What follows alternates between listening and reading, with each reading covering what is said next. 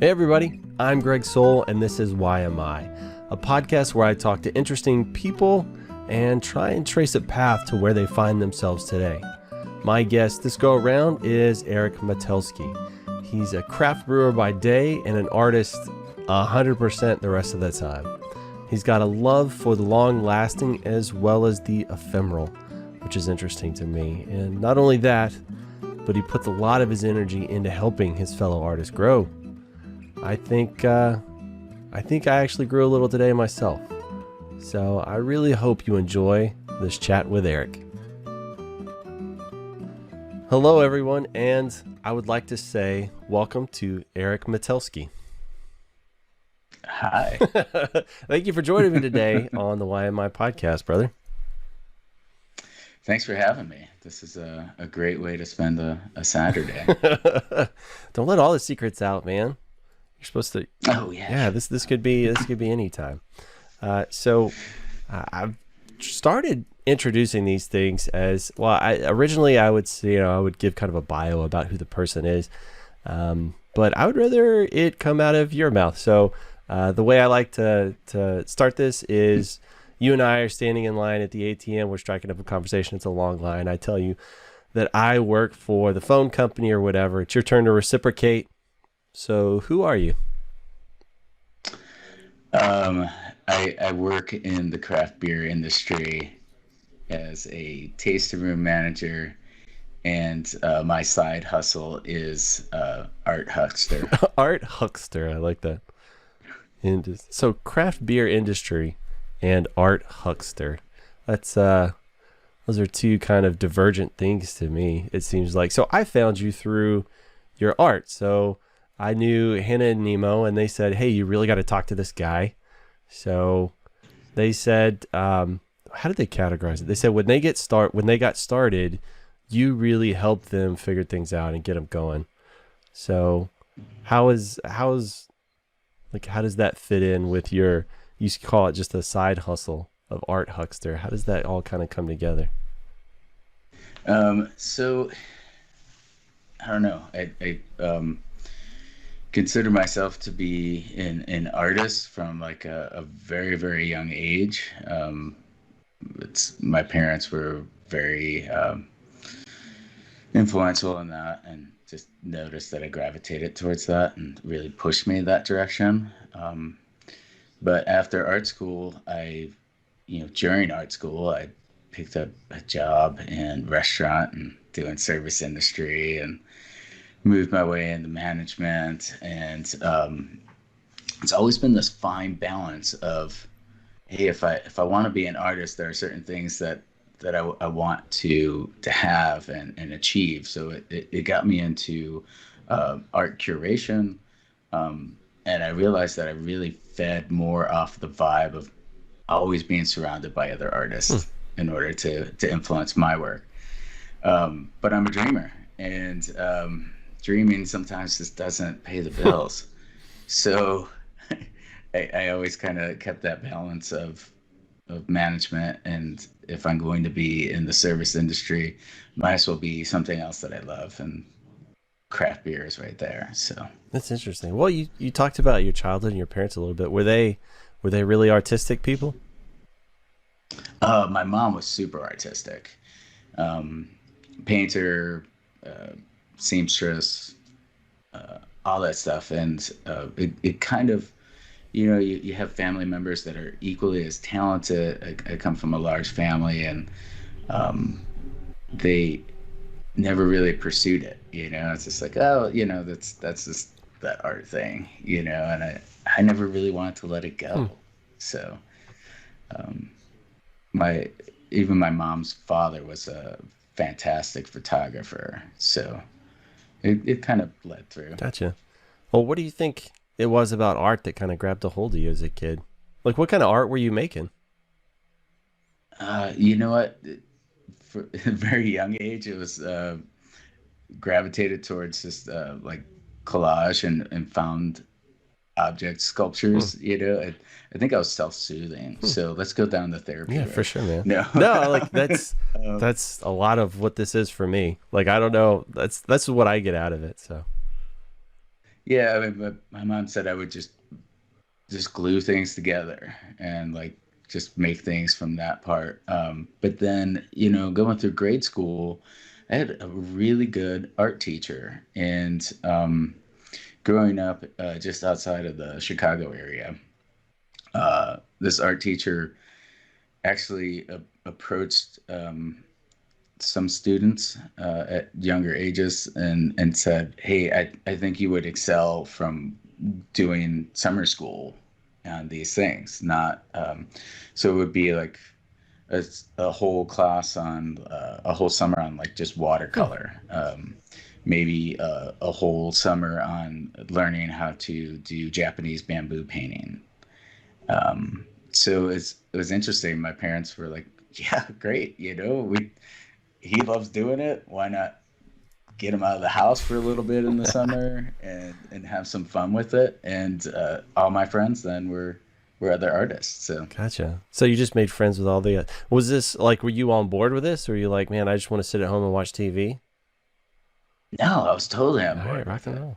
Man, I was psyched to go out and do that stuff. So Gotcha. Did you like immediately start clicking with all the other kids at the school? yeah, absolutely. Hmm. Do you still have friendships from that, or is it just like I was a little kid and we kind of gone our separate ways? Definitely gone our separate ways. I was really motivated to kind of go off on my own path. And so I've been visiting Colorado. My oldest sibling had moved out here in 1980. And so I was visiting with my parents and stuff on family trips. And then in high school, I started spending 2, 3 weeks every summer out here. And I would work for my sister's landscaping business during the week. Then we go camping on the weekends. And I just fell in love with Colorado.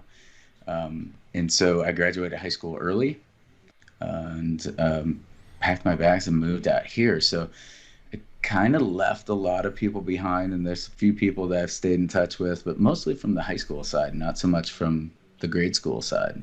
So everybody kind of went different directions. So So why'd you graduate early? um, I I didn't like high Yeah. school, and so I just found that I wanted to get out, and so I excelled where I needed to, so that I could get out of there and start living. Well, I mean, I think I've met few people that actually enjoyed high school. I definitely was not one of them. I didn't really have a group I fit with, and I would spend as little time there as possible. But I was also like taller than most everybody else, so I didn't really catch a lot of crap from anybody. I don't know, man. It took me a really long time to find my people. Was it something like that, or I mean, what was it for you that you really Uh, just didn't like? Was it somebody telling you what to do all the time to do homework? no, it really wasn't that. I think one of the areas that I excelled in is I could test, and I could do tests, but I hated doing the Yeah, homework, yeah. and so I would pay enough attention to get through it all and do well on the test and do it that way. But I guess what I did like is, uh, I worked in the theater department, and I had a busy high school kind of career and liked everything that I was doing in the outside world. And I guess was a little anxious we all want to force ourselves to kind of grow up faster. And I was definitely going through that. And so I guess in some ways I felt like I had enough going on outside that I really wanted to get to that. So I was working went to a big high school. So 600 people in my graduating class, and we had two campuses. So I worked in two theater Oh wow. departments, one on each campus, and then we had a college affiliate with our high school, and so I would work in that theater as well.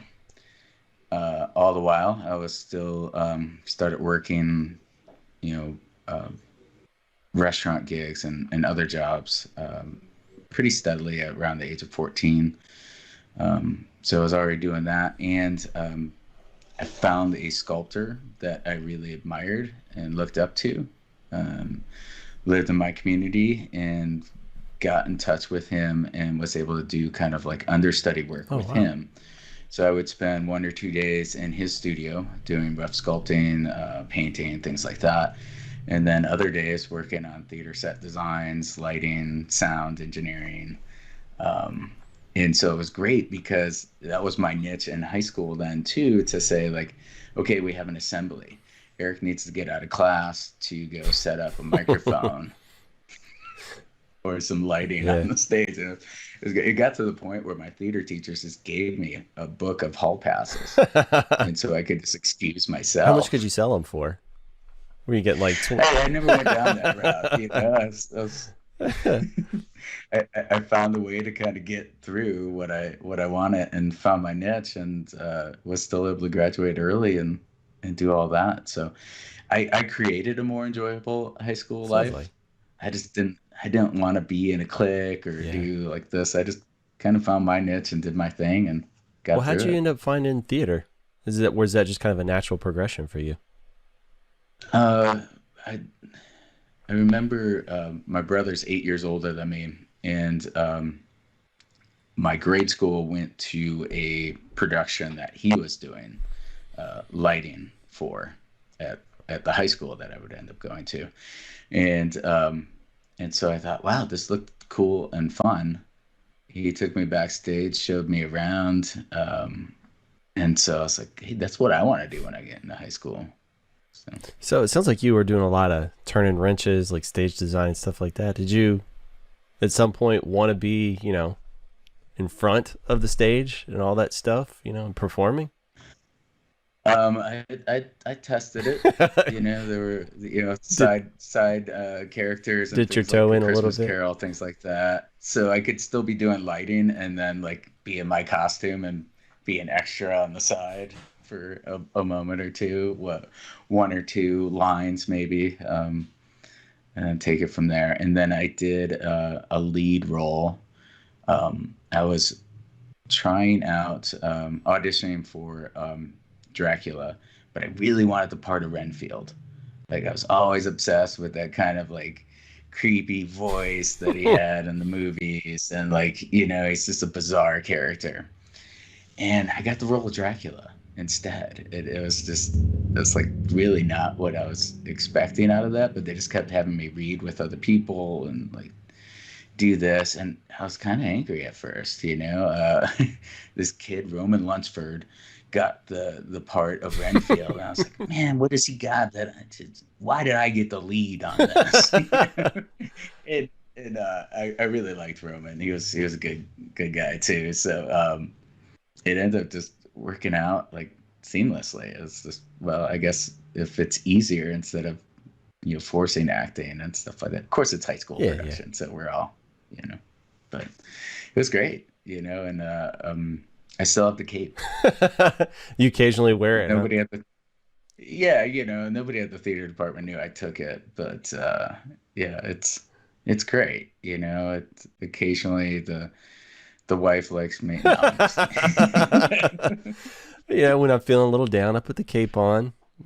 kidding. Makes me feel good. We can go back to that Seinfeld reference, the Seinfeld references. It's the guy with the Yeah, cape, yeah. So Why were you talking to that guy with the cape on? Yeah. he's my lawyer. That's right. It was a divorce lawyer. Yeah, Right, good right. times. Uh, that's interesting.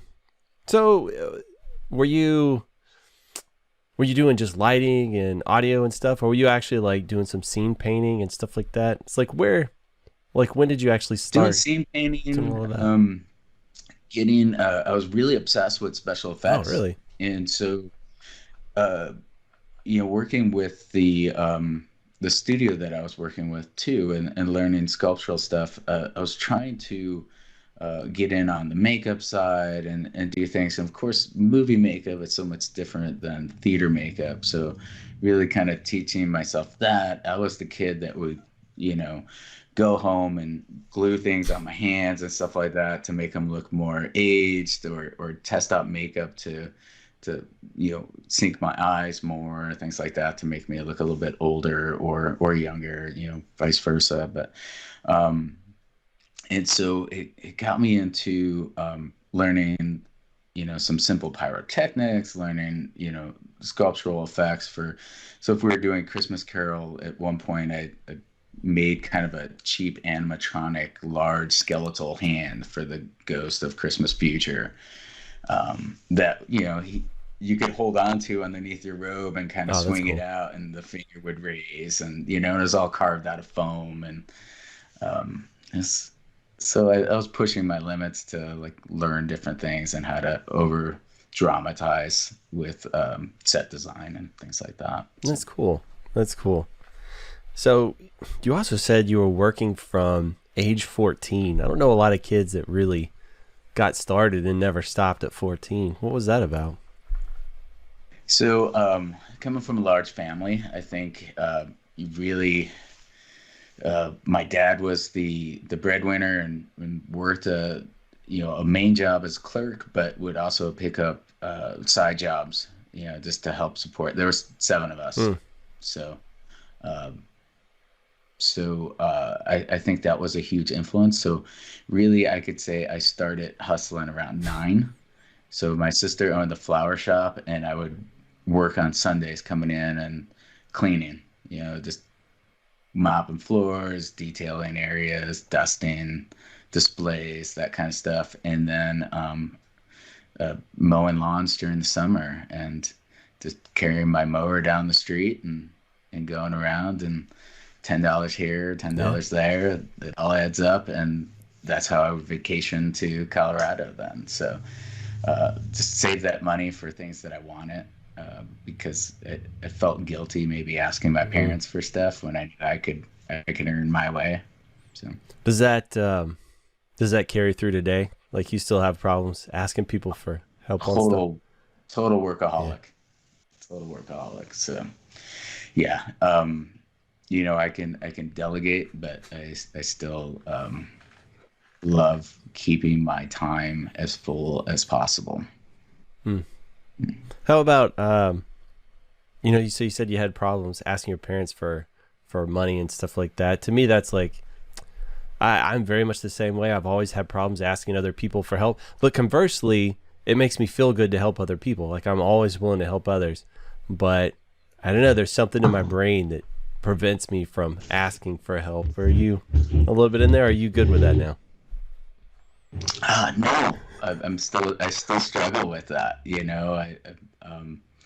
and I think that's how it's a natural fit with people like Hannah and Nemo, right? Is they reached out to me originally through MySpace, and we're looking to move to Denver, so and wanted to know more about chalk art, particularly. Like, that's kind of how they saw me doing things, and how they could get into the Denver scene. And the more I talked with them, the more I wanted to help them getting shows and displaying work in places. And and so I created that same relationship with a lot of other artists. It's like, well, let me help you. Like, I may not know the ins and outs completely, but I can introduce you to other people, and I can just kind of keep that ball rolling. Gotcha. Yeah, so it sounds like, I've tried to do a little bit of research on you, and it sounds like that's a big part of who you are as far as art goes. So on one hand,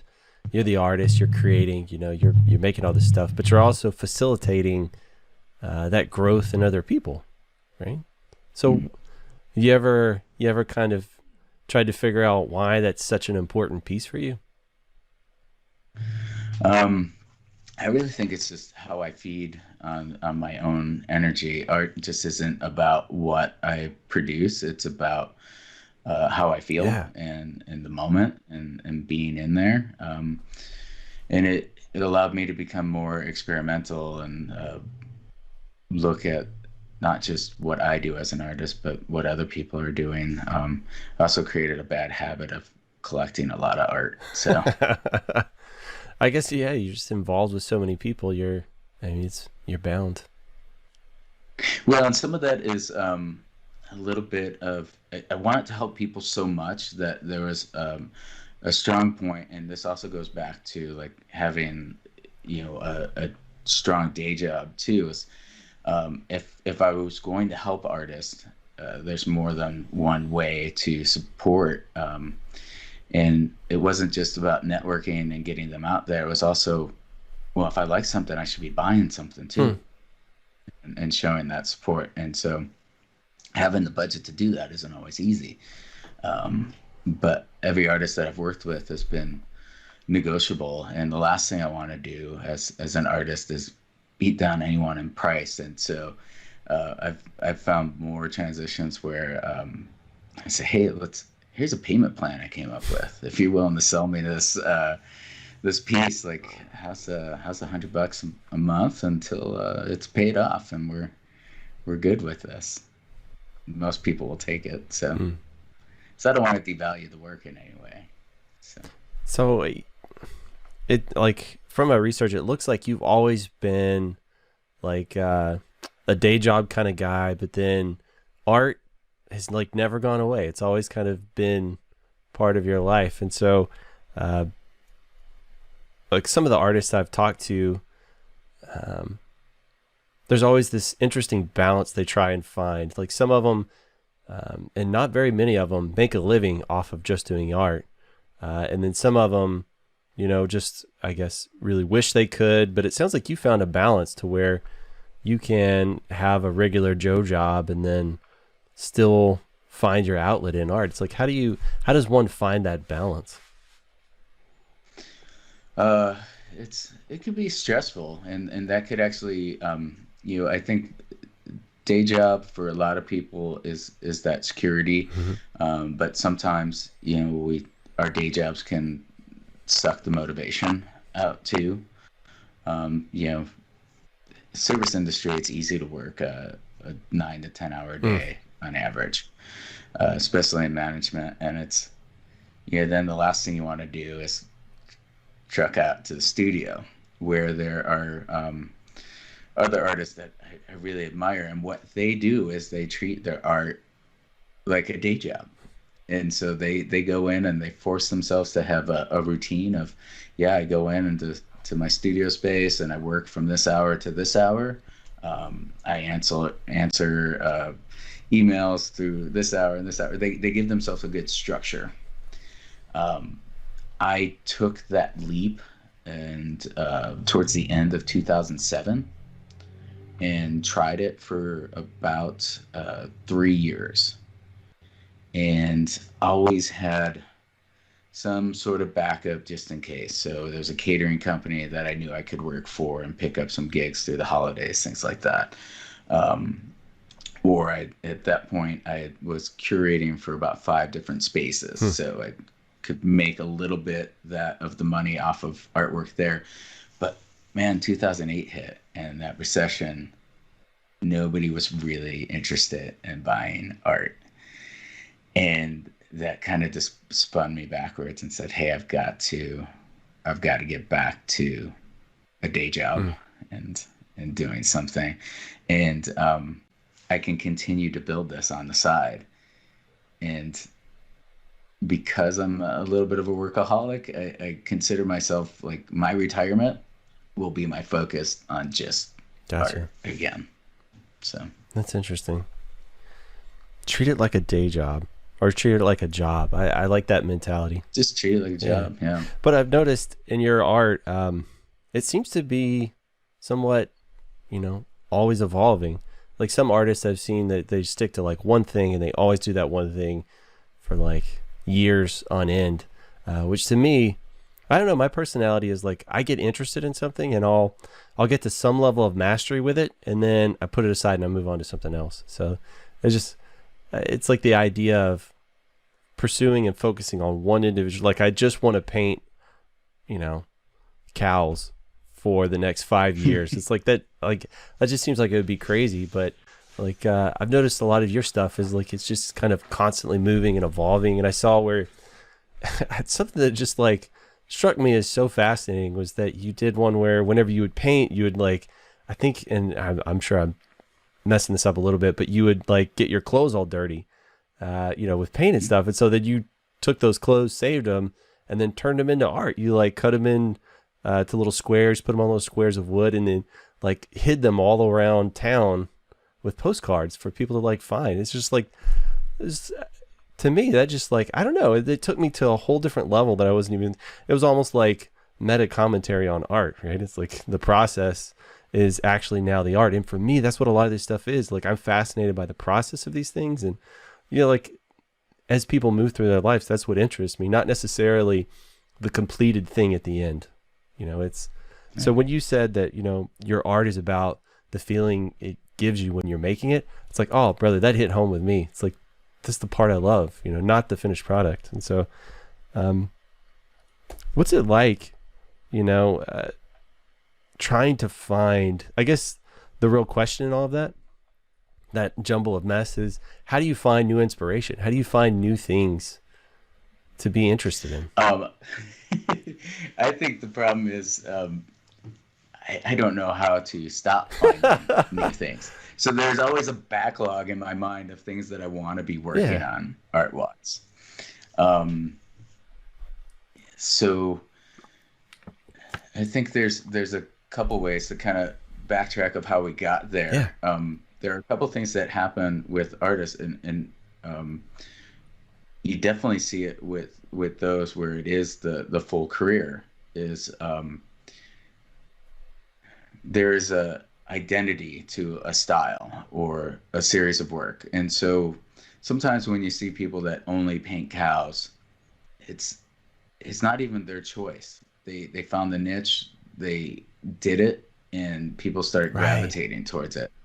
And so you may not see the experimental side of them anymore publicly, but every artist is still doing it. Every artist is still doing something that they love, but they also know like what the public is gravitating towards. And I can lean back to your conversation with Hannah and Nemo, because I think you met them as Nemo as a circular artist, doing circles. And I have a piece in my house that's he painted a whole door for me, like this beach scene that's just all circles. Oh wow.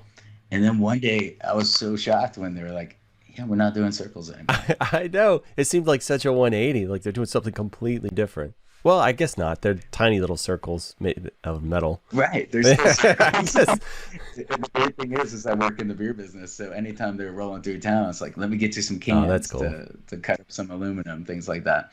But ultimately, for me, I haven't found that thing.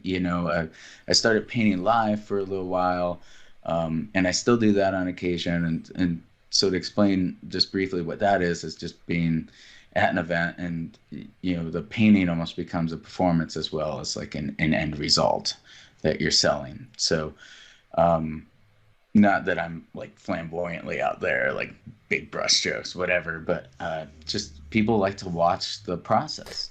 Did I read that you started that at like live music events? Is that where you started doing the live painting? Yeah. And the frustration came from being I was in a punk band for about 5 years and was the vocalist. And you seem so chill. Man, thanks. That's how I got my aggression out, though. That early 20s angst that we probably all bottle up at some point. But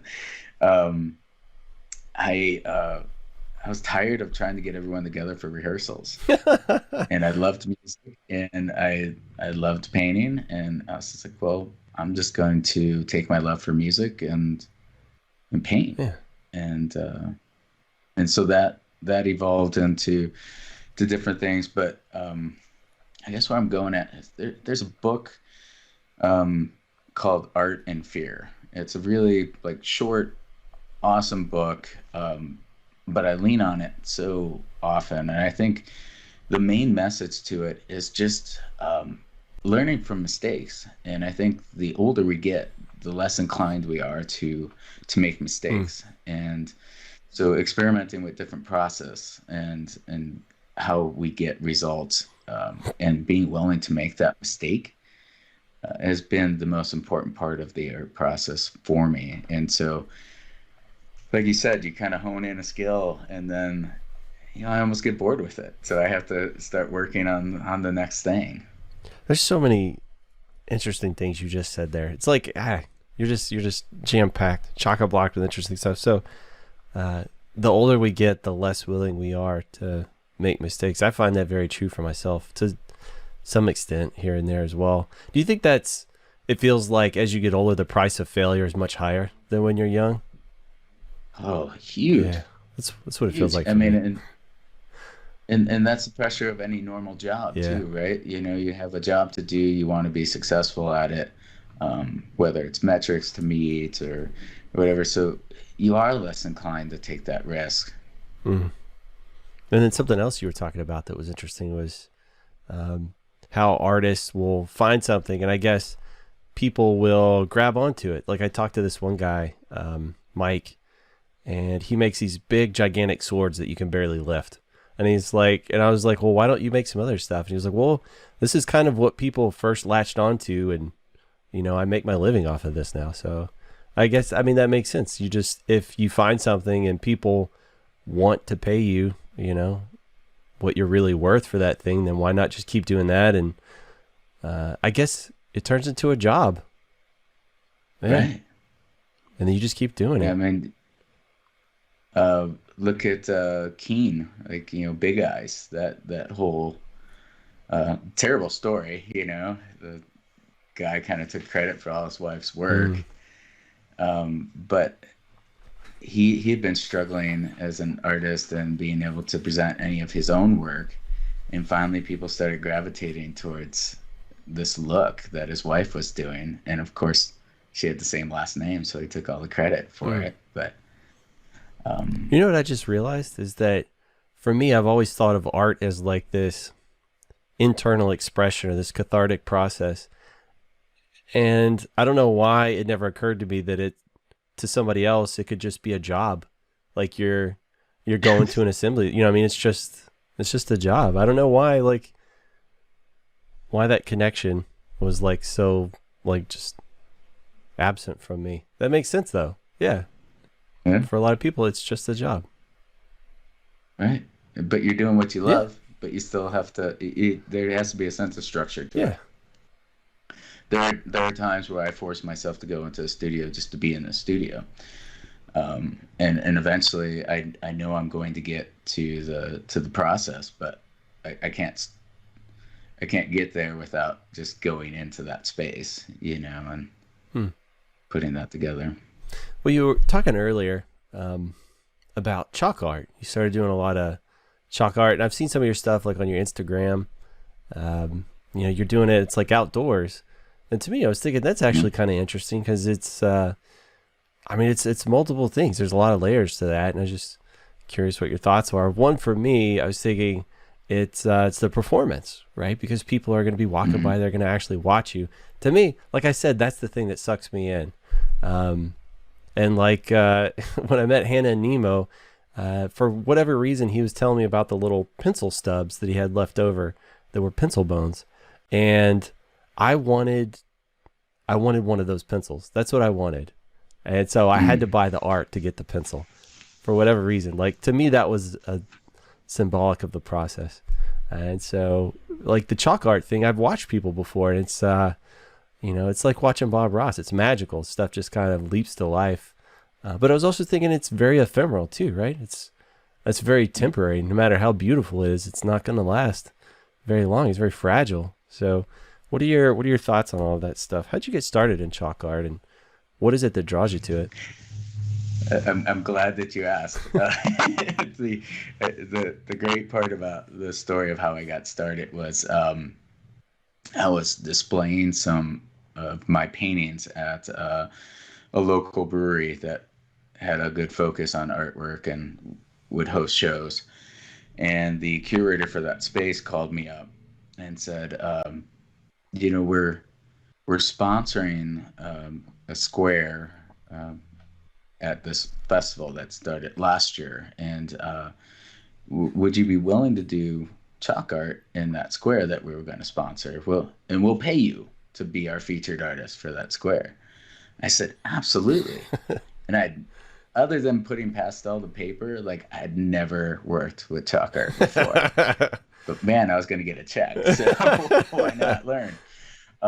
So I instantly, like, going back to that like camaraderie and making friends. This festival became part of that. It was the Denver Chalk Art Festival at the time. It was called La Piazza dell'Arte, which is really just the art on the square in Italian. Um, and I showed up without any knee pads. I didn't have full control of the medium. It can get very dusty. It's very easy, like less is more kind of process. And everybody around me was like, hey, I like your design. Like, you've never done this before, through conversation and process, they could tell. And one guy lent me one of his knee pads, and so I could lean on one knee and get down there and not feel so sore. And then they started kind of sharing with me tidbits about like how they go through their process. And eventually I just kept working on it and getting other people sucked into it too. It's like, hey, you should try this. And I ended up sitting on the artist board for this festival. And one of the things that I really liked about it was it could rain during this festival, and all your work could just really just go away, and you'd have to start over the next day or an hour later. And it really started making me focus on things that were temporary. The other thing that I learned is, if I picked up a job doing chalk art for like maybe branding for a bar, restaurant, things like that, and if you were out on the sidewalk, it was a lot different than being at a festival.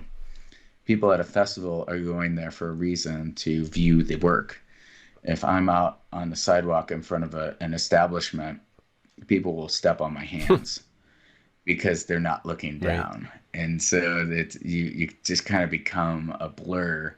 They'll walk right over your artwork, so you kind of have to also get used to that idea that it's not just temporary, but it may not even be the focus. And we look at a painting in a gallery and we're taught, don't touch it, don't disrespect it in certain ways. But that painting is appealing. There's texture, there should be ways to kind of engage with that side. So it made me start thinking differently about that whole process. And at that time in my studio, I started doing artwork that the only way people could go into my studio and view it was to put on these boots, step in paint, and walk on canvases that were on the floor. And so they were kind of like creating their own artwork in a sense, but also stepping on other people's artwork and like getting people to kind of break that boundary. And like, how do you feel? Like, how did this make you feel when like you're trying to look at something, but you're also stepping on something, and you're so I ended up doing that a couple times, and building more artwork out of those canvases, much like I would cut apart my clothes and stuff. But instead of being upset about like somebody stepping on my hands or stepping on my artwork, it was more of that learning curve of like, well, these people are just doing human things and not always aware of their environment. And that's what led me to put those blocks around too. It was a combination of an art movement called Flux, where people are a little bit more interactive with the work itself, but also getting people to maybe become more like realize who's aware of their surroundings and who has an art mindset. And so that's why there was a survey attached to it to kind of like, is this a spot you walk by every day? Like what made you grab this piece? Like, are you normally attracted to artwork? Was this attractive artwork in your mind? Things like that. And I got about a 10% return, I think, on those postcards. Out of all the work that I put out there. But I mean, all of that just took me down this huge rabbit hole of like, how people deal with art and how I relate to it. Was there anything that surprised you in the surveys, Uh, or anything that stood out? there's the typical kind of um, adolescent Mad Libs kind of approach of like poop and fart jokes. I'm just gonna uh, what drew you to this piece? Poop. It's like I pre-stamped it for them, so they were able to mail it back to me, no problem. But yeah, there was a lot of people that talked about their daily routine and just kind of like where they walk and maybe I was particular about what places I put these in front of, and they were usually places that if they weren't a gallery, there were places that had a strong art focus of some sort. And so people would talk about why they like that coffee shop or why they like that movie theater, and go off of that. So it was nice to kind of see that overall as well. And of course, I like to spin some media on it, so I build it as like the largest gallery in Denver because it was around the whole Yeah, city. yeah. That's cool. That's cool. One of the things I always wondered about, well, not always, but sometimes, when I'm in my night thoughts, when I'm just sitting there or whatever, I think about like, like legacy or impact or, obviously I think when I'm dead, nobody's going to remember who I am or anything I've ever done. And so that always, that kind of thing sort of pops in my head every now and then. But I was thinking, as an artist, you have a piece of art that somebody just on the off chance they happened to walk by it that day, picked it up, and now it's been a part of their home for a decade or whatever, and will probably continue to be. And it's so funny that just random series of events have allowed you to somehow impact this person's life and will continue to. That feels like more of a solid thing, like a way to say, hey, I existed in the world, even beyond yourself. Like, do you ever think about stuff like that? Yeah, and you've really brought up a good point. There's a couple of things, like sometimes when you produce a lot, you kind of forget like what you've put out there. Yeah. And so sometimes going to an office building or somebody's house party that maybe you don't know, and all of a sudden you see a piece of your work that either they found in something like that, or it kind of takes you back. There's somewhat of that like looking in the mirror at a bad haircut effect, and maybe you remember where you were at when you were creating that kind of piece. Wow. Or and how you evolved. But I really never thought about the legacy side. And without getting too dark, I've always been this type of person that I don't want to be buried. I don't want a headstone. I don't either. I don't want, because I don't want people to feel like they're obligated. And more so, I guess I always felt like at some point I'm gonna get forgotten. Like, yeah. Who takes care of that? Like, you're just a tombstone now. Yeah. And so I guess I have created some sort of legacy that I never really put in my mind. So, yeah, something that. Thanks for bringing that up. Yeah, I don't know. Just to me, people that make real tangible things that mean something to other people. I don't know. That's really. I don't know how to describe it. That feeling, it's almost an envy sort of thing. Like I wish I had the ability to. So I don't know. I think we all have our ways of impacting people. You every time you bump into somebody, you nudge them in a slightly different direction. Hopefully, a better one. But I just like the idea of like tangible things that will live beyond ourselves. In a positive way. There's plenty of ways to do it in a negative way, but in a positive way where it actually can mean something to somebody else. That's something that's always kind of kicked around in the back of my mind. And I think it's cool that, especially when I think about somebody that's really prolific. So when I was reading through like your laundry list of stuff that you've done, just to think about. It's almost too much. No, I mean, just the idea that there's so much of you out there in the world, that's like, that's pretty crazy awesome. I guess you never really think about it like that, do you? No, no. You made me really feel good about myself today. So thanks. So. No, I mean, I'm definitely all for people who are putting light out into the world. I think it doesn't matter how much you put out there, as long as you're putting something out there positive, it's good. But when I see somebody who's just pumping out stuff, and like you were saying, whenever you're making your art, you're feeling a certain way, and it's like you're putting all of that emotion out of the world, one way or the other. That's one thing too that's interesting to me is you can because I have the uncanny ability to think something specific, and I'll say words trying to convey that message to somebody else, and they'll take it a completely different way. Like I have the uncanny ability to say the wrong thing at the wrong time. Especially like humor is my weapon. So at funerals, I'm making off-color jokes the entire time. Because it's just like that's my armor.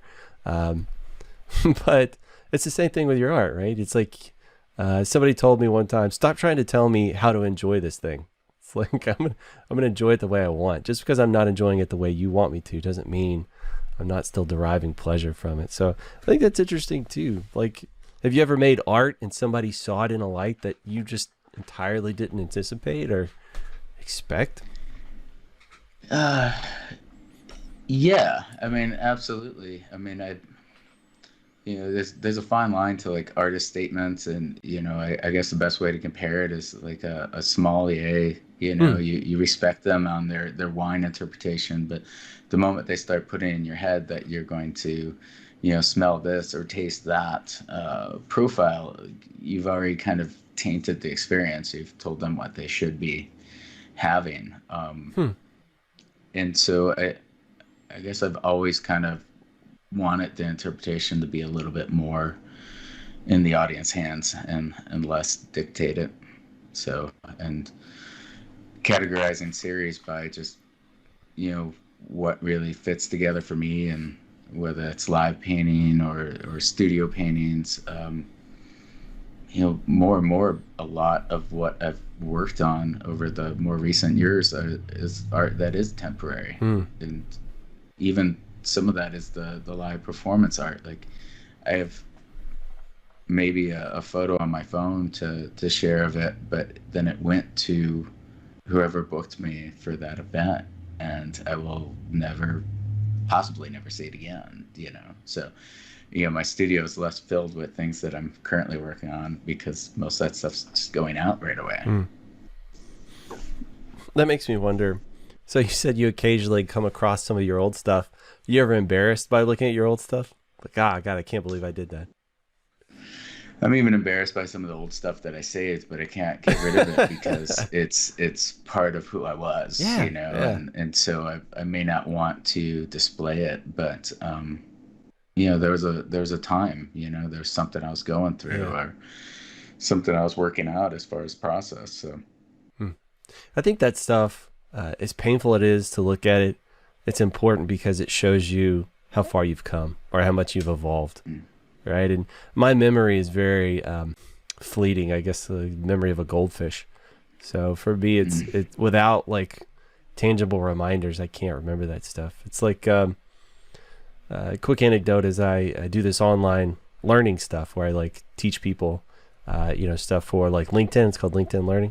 And so when I recorded my first course, I was terrified, when I did my very first recording. And then like several days later, after I'd been recording for probably 20 hours at that point, they played back that very first recording, and it physically hurt me to hear it. Like it was just so bad. My voice was all squeaky. I was talking I was terrified. I could hear my voice shaking, and then they played the recording that I'd just done, and it was night and day. You know what I mean? So as painful as it was to hear that first one, it was so important for me to see the progress I had made. And so, there's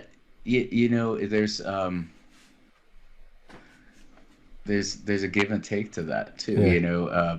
Now I I would definitely think you're extremely comfortable. Like you come across as such a natural at this, so I could never picture or vision what that sounded like.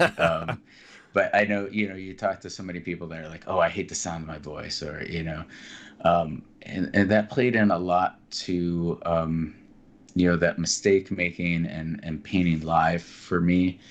Um, yeah, there are mistakes, but you're in front of people, so you almost never admit that you're making a mistake Right. either, because the show must go on, Yeah. right? You have to kind of go with this, and so you might look in your paints and say, oh man, I have no black.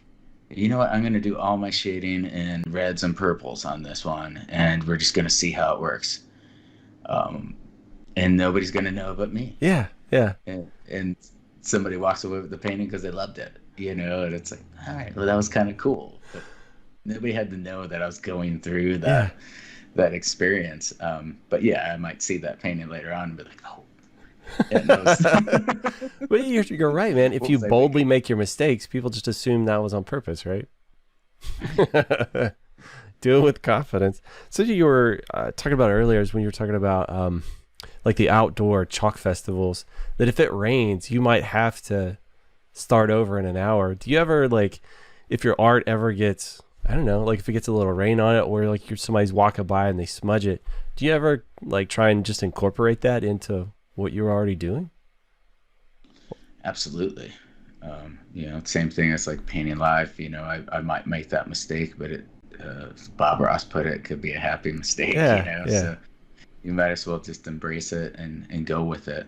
Um, Now, with chalk art festivals, the more I've done them, the more I've learned other techniques and stuff. And so I try to focus on the design that I can usually get done within a certain amount of time, so that it gives me more time for crowd interaction as well. But then at the same time, if something should come across and damage it, I have time to repair it without, a little less stress in that process. So um, one of the things that I really rely on now is a process that sign makers have been doing for years, and it's you're using what's called a pounce to kind of put down talc, um, which is in a lot of baby powder, so you can use baby powder for this Yeah. process. But basically, your pattern's already there. So I have sheets of paper that already have a pattern on them that just have holes around that pattern. Ah, And so if the whole thing washes away, I can lay that pattern back out, pounce on the details. It's a little bit more of an investment up front, but I can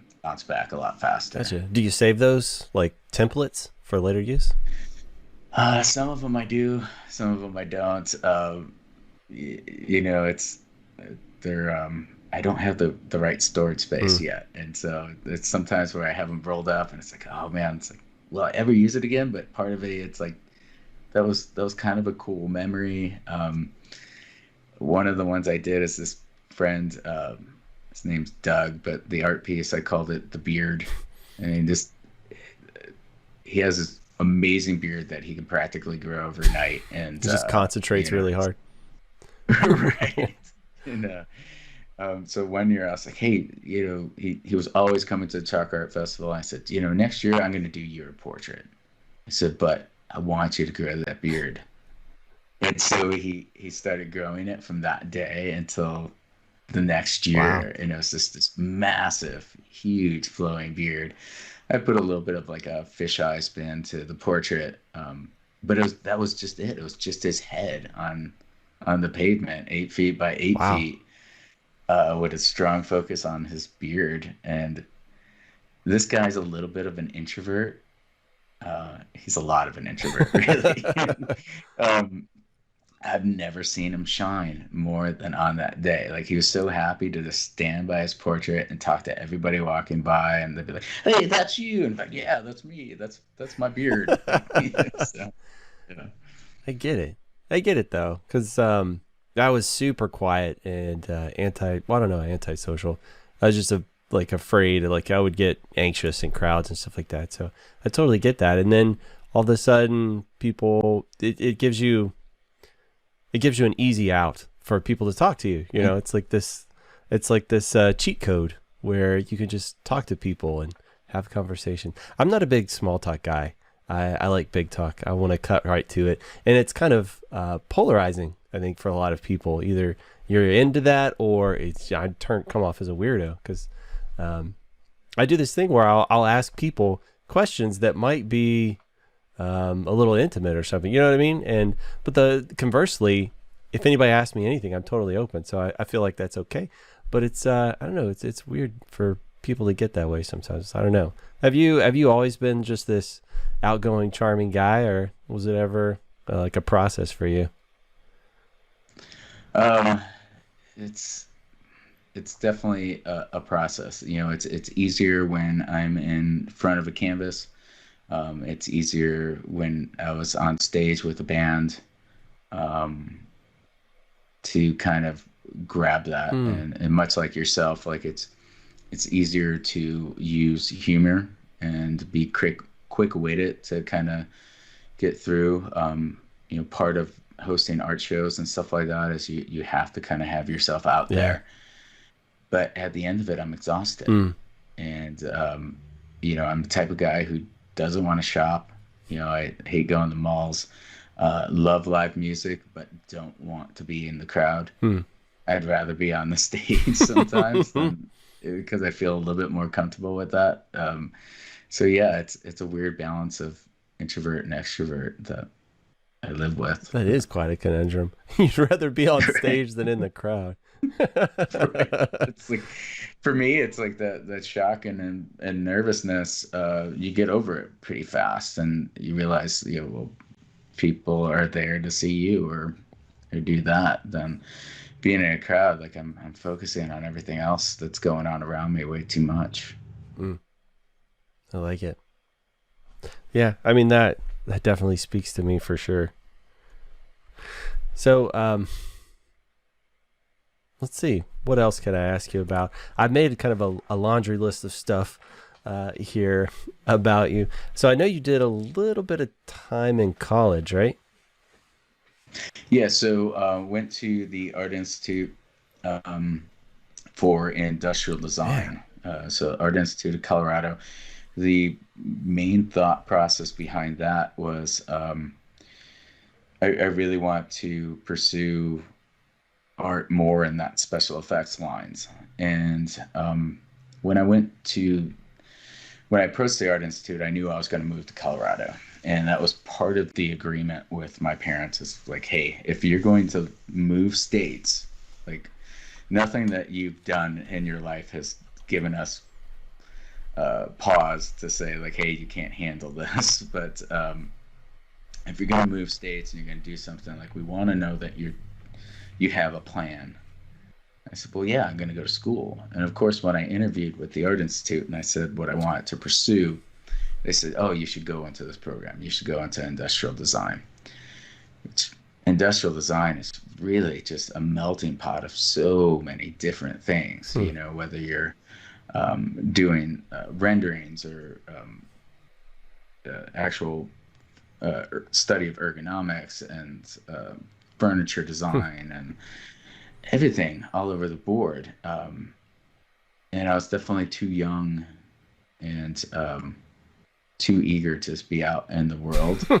And I should have given myself a little bit more focus. But in the grand scheme of things, there's still so many things that, like, you know a little bit of everything from going Yeah. there. So it's like, oh yeah, I can tell you differences in welding, but I'm not a good welder, but I had to learn different Yeah. processes.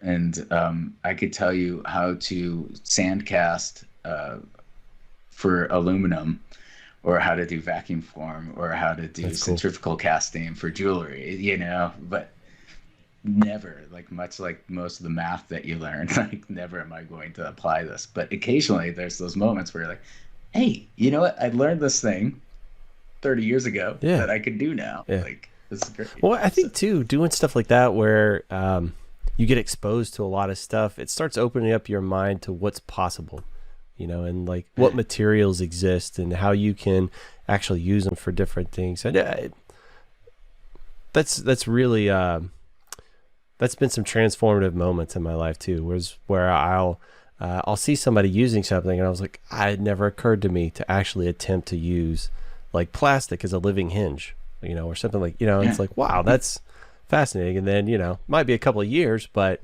I'll use that somehow. So I think that's, I like to feel like, or I like to think no experience is wasted. At some point, you'll probably get something out of that you'll be able to utilize some other point. Like even when I was working at the hardware section in Walmart, I feel like that informed me in some way that I've used in my life. Well, one, it taught me I never wanted to work at Walmart. So that was one of the important bits. I did a brief stint when I was kind of bouncing back from that hiatus and just focusing on art. My wife decided she wanted to leave her job and start her own business, and again, rolling out of the recession and stuff, I was a little afraid about our security, right. With house payment, all that stuff, and it's like, you know what, I'm just gonna go get a job, and I'm gonna grab the first thing that comes up, and I was working security at a halfway house. That sounds like it was interesting. I told myself I could do this for a year, and then I'll just kind of figure out where I go from there. And I left almost 4 years later, Wow. and as a manager there, and continuing courses on, not really being a counselor, but you kind of end up picking up a lot of those roles. And I had to leave for sure. It was not a career path for me, but I wouldn't have traded it for the world, because I learned a lot just about people. So when you say halfway house, is that like guys coming out of jail transitioning into society, or what? We were a more complicated nugget. We had a strong focus on people who were coming out of jail, but also dealing with mental illness and addiction. Wow. And so we were kind of a minimum 9-month stay with us to kind of go through programs. And you see a lot of guys that stayed a year and a half, maybe 2, just to work on getting back out into society. That's cool. Does Colorado have some pretty good programs to help people reassimilate? They try. And I think the fabulous thing about programs like that is a 1% success rate is still viewed as a success rate. And that seems like really low, but the idea that you're getting through to someone, and those systems constantly adapt so that they can get through to people a little bit better. So yeah, I think there's still, we suffer from never having enough. And it's a fine balance of how people look at it and where the money's going, whether it's privately owned or taxpayer dollars. So sounds like one of the places where you really have to celebrate the successes, the wins when you get one, huh? Oh, absolutely. But man, it's a 24/7 business, and getting phone calls 3 a.m. or whatever about someone who escaped or did something like that. That's those are never the proud moments. Yeah, but that's where life happens, right? In between. Right. Man, that's crazy. So I also noticed that you've done some teaching and stuff. So I've been trying to kind of see if I could pick up on where some of that stuff comes from. Was there any one thing, or was that just another one like, oh, somebody's going to pay me to teach, and then you just started doing it and found a taste for it? I think there's a combination of both, because when it comes to things like my live painting, it really helps me loosen up, because I felt in my younger years, I really wanted to be more structured, and that's the way teaching was brought on to me. Is that there are techniques, and you use particular brushes, particular markers, or whatever to do these things, and everything was very structured. And the more I was able to free myself up, the more I wanted to teach people how to say there's both sides of it. There's these structural ways to do things, but there are also the ways to make mistakes and celebrate that, right, and bring that in. And so I would study particular methods that I want to teach the kids and stuff, to teach them how to kind of loosen up first and then get to that structural side. Gotcha. So what kind of teaching did you actually do? Was it just on the live painting stuff or chalk or? I did a little bit of all that.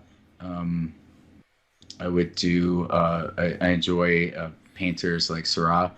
And so like working with pixelation Hmm. and using that as a way to teach kids, because I would do a lot of summer camps. So teaching kids how to take primary colors and use that dot or pixelation kind of process to learn about color combination and how to evolve with that, but also kind of get to an overall process.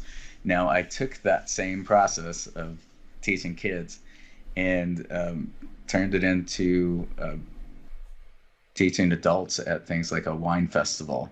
And so I would outline a painting on a large canvas and get a bunch of people that were celebrating and having wine to say, hey, come dip your fingers in these primary colors and watch what happens, because let's all work on the sky together, and like everybody dip your hands in blues and whites and just kind of pixelate that sky. Well, what color do we want the wine? Do you want purple? We don't have purple, but we got red and blue, and let's kind of work on this. Let's go ahead and throw a little bit of yellow in there and see what happens, like on different levels. And the most amazing thing about that, when I did that, was I was paid to come and teach people how to do that and have fun while they drank wine. And at the end of it, somebody turned around and bought the painting, and it kind of became like this weird like bidding war between a couple people. And it's like, this is your painting. This is essentially the work you did, and you're purchasing it from me. And it was just like a really wow moment. But overall, they were tipping me for the experience. They were tipping me for the lesson learned on that. Teaching people different techniques that I learned from mistakes. So adding that to your repertoire of things that you wouldn't naturally get in art school. And so photo transfer was a process that I kind of worked on and worked through a few different elements and how to use it. And even created like a short like instructional video of kind of how I went through the process at one point. And I shared that with a friend in Maui who's a graphic designer, and now he kind of sells that as like one of the elements that he can do. Like, I can take this old wood that you found in your barn that's part of your plantation, and I can take your branding, and I'm going to use this photo transfer process and make it look a little bit worn and tethered and much like an old sign, but with your current branding and all that. So That's cool. So something that occurred to me is like, as adults, we forget how to use our imagination. Or maybe for me, sometimes it feels like it's not that I've forgotten, it's that I feel almost embarrassed to use it. Like I'm not allowed to touch that side of me anymore, right? Like that's, what is it? 1 Corinthians chapter 13, verse 11. It's, when I was a child, I thought as a child, I spoke as a child, understood as a child. Now that I'm a man, I've put away childish things, right? Like I'm not allowed to, pretend to be a kid. And so I don't know, maybe I just associate that stuff. I'm trying to rediscover that part of me, right? Like the creative side and stuff like that. You feel like whenever you do those wine things, like that wine experience where you're inviting all these people to kind of get back in touch with that, do you see like a shift in them? You see kind of a change? absolutely. I mean, it's a freedom. It's why I'm not afraid to get messy when I paint and get Right. paint on my clothes and stuff. It's as we mature, we do structure ourselves more. So constantly revisiting that like point of making mistakes um, and that freedom to imagine. There's a lot of people that when they look at artwork, the most common thing that I hear, especially doing chalk art, is, "Oh, I can't even draw a stick figure." I've heard that so much that I really want to start a nonprofit for those who cannot draw stick figures and just get them more instruction on proper line work. And but I face that all the time. And there's a good friend of mine this last fall. He works in he used to work in the beer industry. Now he works in the whiskey side. And he came over, and I said he was commissioning me for a painting for his house, and I said, I'm going to start it this weekend. Like, you should come by, and you should just hang out, and we'll hang out in the studio space. And my wife has dabbled in art a little bit too, and so I said, I don't want you guys to just watch me paint. I want you guys to paint with me on your own paintings and fine. He said, well, I'm not an artist. Like, I don't know what I want to paint and how to do it. And I said, well, let's just start with what you want imagery of in your house, and let's just kind of look around the studio and what's inspiring you at the moment. And said, here's a couple of blank canvases. Let's just kind of go from there. And I said to my wife, I said, you're going to join us too. Here's a canvas here, and and let's just start with what you want. And she looked outside, and I just kind of taken some loose flagstone, like a day or two before, I made like a small patio cafe scene in our yard. And she's like, oh, I'm going to paint that. And then my buddy Steve was feeling a little left out. He's like, I still don't know what I want to paint. And I had these Loteria cards, which are like a Mexican bingo series of cards. And he's like, oh man, I'm always fascinated with the moon, and like I love like wildlife, and like this tree card and this moon card, like these are really kind of cool images. And I said, well, let's do exactly those. Let's just repeat them. And he's like, well, I don't know how. And so I took some of those sign graphic ideas that I had, and I had some transfer paper, and I said, I'm just going to print these images off for you, exact size, and you're going to trace outlines onto this canvas. I said, we're just going to go with it. And before he knew it, like I helped him kind of choose colors and stuff like that. He was just on his own, and he was like, he completed 2 small paintings that night that he could take home to his house. And all the while, he'd turn and look over his shoulder and be like, "Oh wow, you're working on my painting for my house too. Like this is great." And we drank a lot of whiskey that night, but it turned into a great thing. What's the feeling that gives you? Like when you were telling me that story, everything about you changed. Your face changed, your mannerisms, the way you told me that story shifted from everything else you've told. What's the feeling associated with that, like that experience? I think it's getting people to learn that there's nothing that they can't do. So I think a lot of times we hold ourselves back. Being in a band, I wanted to be in a band. So I wasn't going to say like I can't do it. I always say I may not do it as well as others, but there's nothing I can't do. I think that came from the work industry too, just any job, like see people that I remember seeing my friend working at this pizza place in Delhi, and I was like, man, if he could do it, like I could do that. Like I can answer phones and I could do this. Like looking for a paycheck, like, someone's going to show me a little bit and I'll take it from there, and I'll do it. And so being able to be that same kind of inspiration to people really frees me up, and it brings me a ton of joy to say like, yeah, there really is nothing you can't do. So yeah, I could definitely, yeah. You like empowering other people. You like freeing them from like this idea that they can't do something. I love that. And that's why you do so much teaching, and that's why you love helping other artists that are trying to, as you put it in your own words, find their voice, right? Mm. That's amazing, man. That's awesome. But what I was talking about earlier, you've produced, I'm sure, hundreds or thousands of pieces of art that, have changed other people, and now you're enabling all these other people to do that. Like, so it's just like orders of magnitude so much bigger.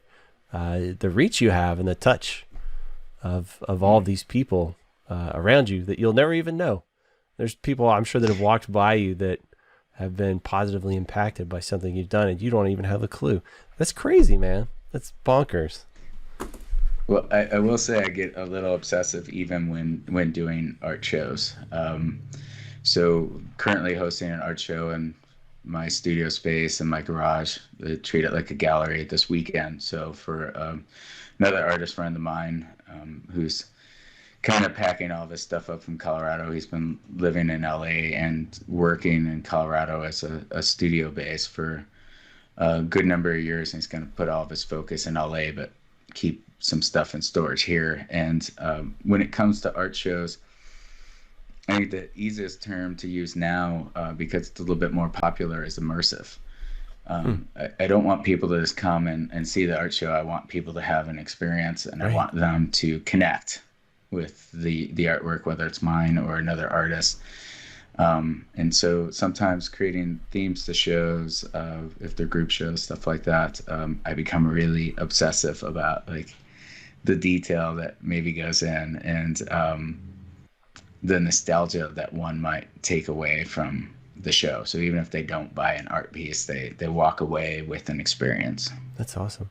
Do you think it changes the experience when the artist themselves is there? Absolutely. But, most artists are introverts to begin with. That's why they're such good artists. They're using that to express themselves. Yeah. It's so funny because once I discovered it, like that little piece of insight, I've seen it carried through. I actually learned it from RuPaul's Drag Race, right? It's like a lot of the queens have echoed it, but one of the first episodes I watched, they were talking about that whenever they get in drag, they can be powerful. Like in their real life, nobody liked them, and they just didn't really have a lot of friends. But when they put on this uniform, this mask, they could be whoever they wanted to be. They could be as brave and powerful as they wanted to. And I guess I never thought about people doing the same thing, that through their art they could be as loud or as powerful as they wish they could be in their regular life, huh? Right. That's wild. Man, I'm having all kinds of galaxy brain moments today. Yeah, I don't know. I feel like for some reason I don't know. I've always had art on a shelf over here. Artists that actually produce real art, not like the stuff I've done in my life, but people that really do beautiful things. It's so I don't know. I've always it's always been set aside and separate and just so different. I never really thought of it as being like such a part and connected to everything else. Well, I mean, you eat, sleep, and breathe it, right? So it's definitely real for you. Yeah, it's very hard to shut off. And I bring a lot of that to the service industry too. How do you create events that, make people just feel good in the overall, and not just what brings in for revenue? How does it continue to spend marketing by that feel good side? There's a thought that's kind of related to this. It's just kind of something that I wanted to bring out, but just kind of how do we adapt and change some things. So when doing group art shows, there used to be a format in some of these larger galleries that would host a group of artists where you have one table with all the artist information, whether it's business cards or flyers for upcoming shows, other ways to promote. And it always just ended up looking like a cluster, like a disaster at the end of the night, because people would shuffle through and grab things. And, and all the artists I felt were not getting their focus, So there were a couple things I did. I reached out to a local fashion designer that was working with doing like repurposed fashion. And I said, I want a pimp suit. And this is why my Instagram handle is Art Pimp.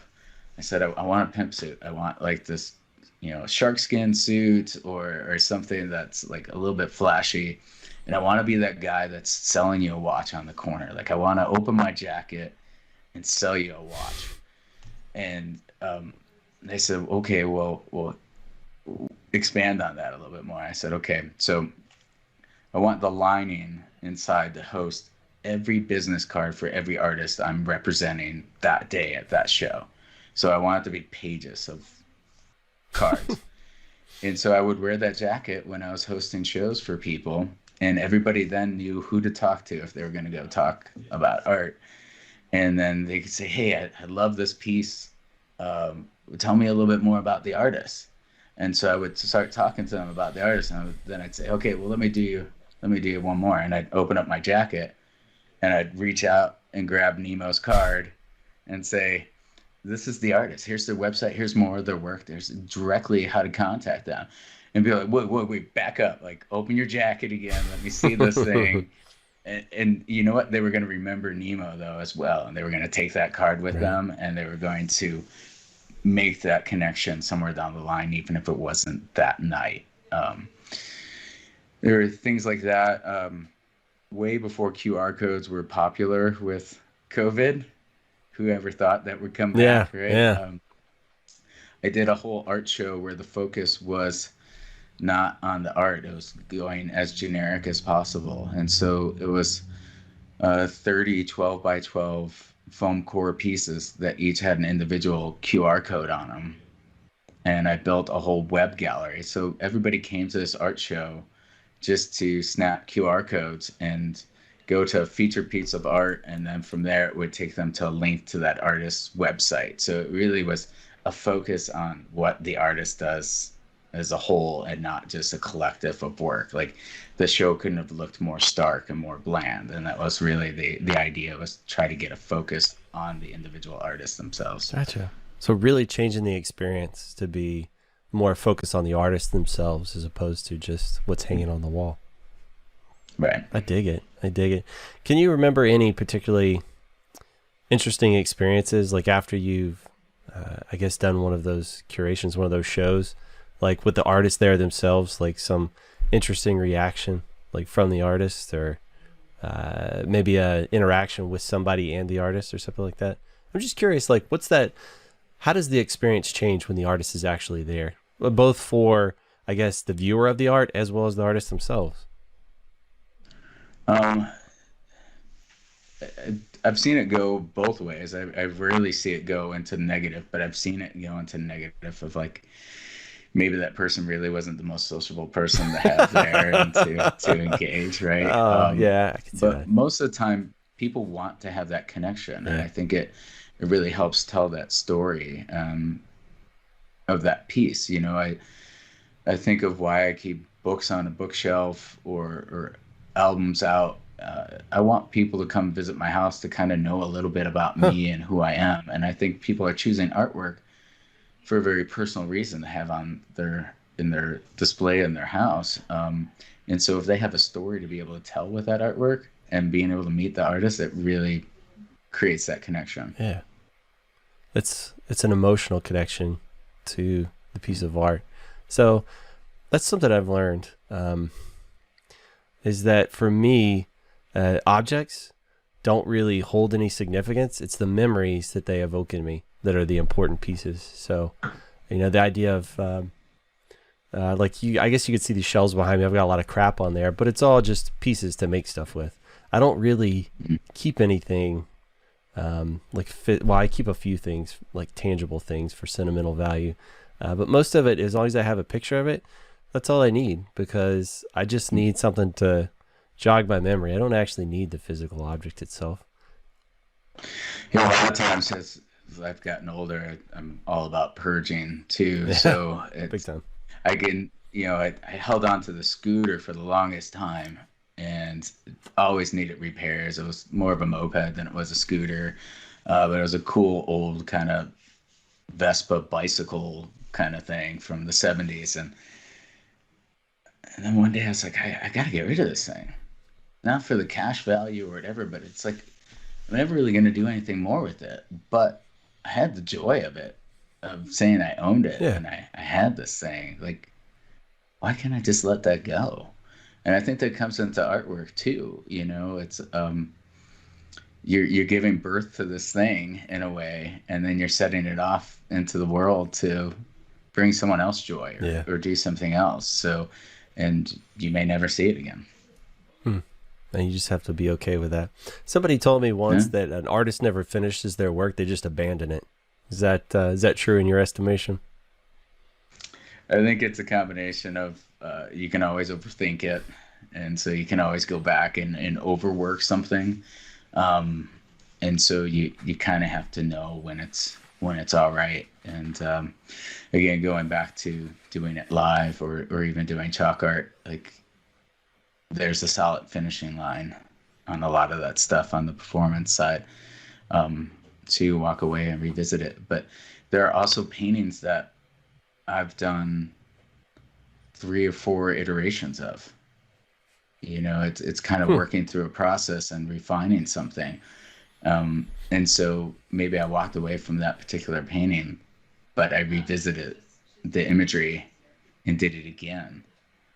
It's kind of like learning choreography and being able to do those dance moves on the stage. It's still part of that process, and the imagery sticks with me. So a lot of times when working on larger pieces, I'll do a smaller version first to kind of work through the hand Hmm. movement or anything. It's not even just about the layout of the design. It's chalk art can be very similar to me as well. It's like I can do a smaller version of it, and then I know when I'm going to a festival, like I already have the muscle memory to that a little bit. So when you say So you revisit something, is that in rapid succession, or have you ever done something then come back a couple of years later and done that again? totally, totally. There's an image. I talked about my grandfather being a photographer. I have a lot of his negatives. And what I enjoy about his photography was just everyday life. I mean, it's stuff we would probably have on our phones now, um, but it's people sitting down for dinner. It's things like that. And I think I struggled with removing the personal side of it and getting it to be a subject matter that everybody could relate to. So I have this one picture of them sitting down, um, just having bread at the Hmm. table. And it's my grandfather and a couple of neighbors. And I think my grandmother actually might have taken the photo from the pose of it. But I've done that painting 4 times Hmm. in different iterations. And one of them hangs in one of the Airbnb spots that we rent out. So, That's cool. It's so funny. I love looking at really old photos, or I've seen this stuff that people are taking like old video footage from like turn of the century, not this, like not around 1900s and stuff like that, and they're redigitizing it, like turning it into like 4K video, and it's the most boring stuff, but it is the most fascinating thing I could possibly imagine, because it's like you're being transported in this time machine and someplace completely outside of yourself, and 100% knowing none of these people I'm looking at are still alive, right? And just the idea of a snapshot in time of some other place, it just, that always, I don't know, it evokes these weird emotions inside me. It's almost like I don't know, maybe like a longing for a simpler time sort of thing. Not to say, right. not to say we haven't progressed a lot and it's a good thing, but I don't know, just the idea of like looking at these old things always has this weird fascination for me. Well, I think it goes back to what you were talking about of that freeing up and that childlike experience and thinking like a child. I think a lot of times nostalgia is really us tapping back into that side of ourselves. So Yeah, for sure. For sure. Yeah. Well, and too, when I think about childhood, I think about having less responsibility. right, I was really only responsible for not having myself, die, and then making sure I ate. And that was kind of it. I didn't have bills to pay. I didn't have a job to go to. I didn't have, you know, insurance to keep track of. I don't know. Just all the crap we have to deal with nowadays. It was easier, I guess, simpler. Let's go ahead and close it out, man. If people are out on the internet and they want to uh, learn more about you or interact with you in some way, what's your preferred method? so I've really narrowed down my scope. I felt like I was pretty spread out, and so my preferred method is finding me on Instagram. I keep that a strong focus on my artwork and what I'm doing. So it becomes a little bit more sporadic, but it's the most consistent on that side. So art_pimp on the Instagram will get you there. All right. Again, well, Eric, I can't thank you enough for talking to me today. Very first time I've ever talked to you, but it was, man, you're a blast, dude. I hope if I head up to Colorado, maybe we can go and grab a very fancy burger with lots of herbs inside. Yeah. Awesome. Well, I'm losing my headphones. Yeah, no worries. Great. Yeah. Yeah. Well, I guess if any of you listeners have any questions or comments, throw them at us. Please reach out to Eric and support him in every way you possibly can, and all the other artists you can. So thank you guys, and thank you, Eric. Yeah, thanks for having me. This is, man, I really can't thank you enough. I'll have to reach back out to Hannah and email for the recommendation too. It's I sometimes get so focused on doing the work that I don't even think about the process and how I got there. And I love the whole concept of the show of, how we all get to these points in our lives and how we make ourselves. It's never a straight line.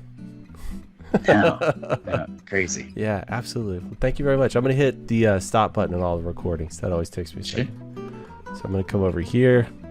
I'm going to hit stop. And I'll come over here and I'll hit stop.